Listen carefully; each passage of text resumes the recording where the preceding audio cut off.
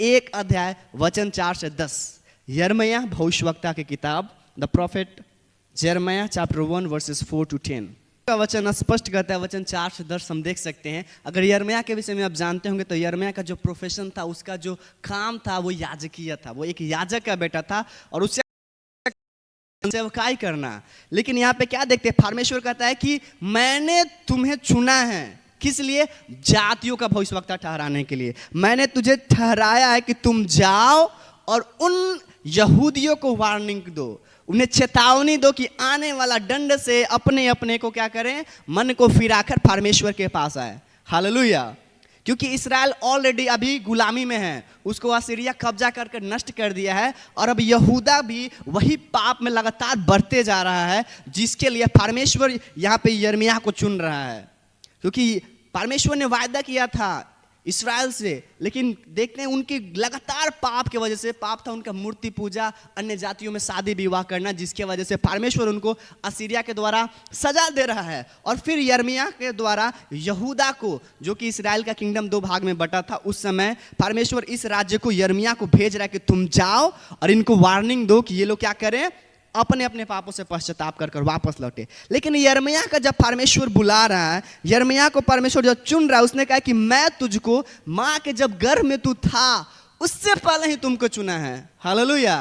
उससे पहले तुमको चुनकर तुमको नियुक्त किया है कि तुम जाकर भविष्यवक्ताई का सेवकाई करो। हालेलुया। परमेश्वर पहले ही से, ये प्री प्लान है परमेश्वर का। इफिसियों 1:4 में लिखा है कि परमेश्वर ने हमें पहले से ही ठहराया है, पहले से ही हमें क्या किया है, चुना है। हम सबको जब हम माँ के गर्भ में थे।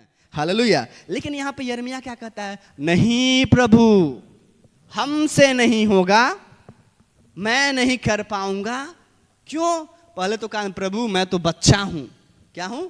मैं छोटा लड़का हूं प्रभु, मुझे तो बोलना भी नहीं आता है। मैं कैसे उन लोगों को, उन याजकों को, उन राजाओं के पास कैसे जाऊंगा और कैसे कहूंगा कि प्रभु ने मुझे कहा कि अपने पापों से पश्चाताप करो। हालेलुया। तो यिर्मयाह अपना क्या कर रहा है, डिस्क्वालिफिकेशन को बता रहा है। प्रभु आई एम नॉट वर्दी, मैं इस योग्य नहीं हूं कि मैं जाऊं। लेकिन प्रभु कह रहा है डरो मत। हालेलुया। वो अपनी अयोग्यता बता रहा है। लेकिन परमेश्वर, हम जब अयोग्य ही हैं तभी हमें चुनता है। हालेलुया। क्योंकि जो अनुग्रह है, ग्रेस जिसको बोलते हैं, उसका डेफिनेशन ही होता है your disqualification is the qualification for grace. आपका अयोग्यता ही परमेश्वर के अनुग्रह के योग्य आपको बनाता है।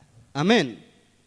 और यहाँ पे परमेश्वर कह रहा है कि कोई बात नहीं, ये तो कर रहा सीधा हाय प्रभु। जब परमेश्वर चुन रहा है, जब उसको बुला रहा है, हाय प्रभु क्यों कह रहा है? क्योंकि ये नहीं चाहता था कि मैं भविष्यवक्ता की सेवकाई करूं।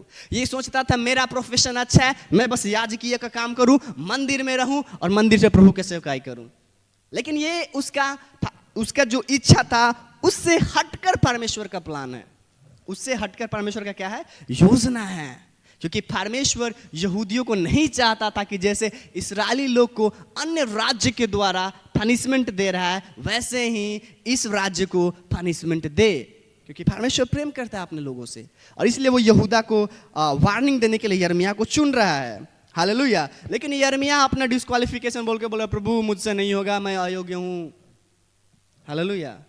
हम भी बहुत बार जब परमेश्वर हमें कहते हैं सेवकाई करो, हमें भी परमेश्वर बोलता है कि तुम जाओ, हमें क्या कहता है, प्रभु हम कैसे जाएंगे, कैसे प्रभु, वो लोग